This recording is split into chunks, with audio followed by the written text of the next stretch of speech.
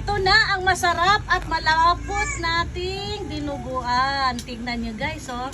Ang daming buong dinuguan. Ay, dugo. Yan. Ito yung aming hapunan, ay tanghalian hanggang hapunan na. Habang nagsahanda kami para sa Noche Media, ayan, ito na yung kakainin namin. So, luto na ang ating dinuguan. Isang matinding kulo.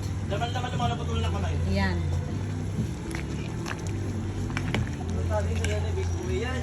Yummy dinuguan. Nakita nyo may mga bubong dugo, diba? Diba? Purong dugo to guys. Walang halong tubig to. Kaya 3 pack lang ng dugo ang binili ko kasi sabi ng suki ko. Kasi 4 sana kukunin ko. Sabi niya, ay tama na yan. 2 lang pwede na yan. Sabi ko, bakit? Kasi purong dugo yan. Walang halong tubig yan. Hindi naluwa na maraming tubig yan. Konti lang. Ayan. So guys, itatabi na natin. Off na natin ang apoy. At takpan na natin ng ating salad master na takip. Salad master casserole.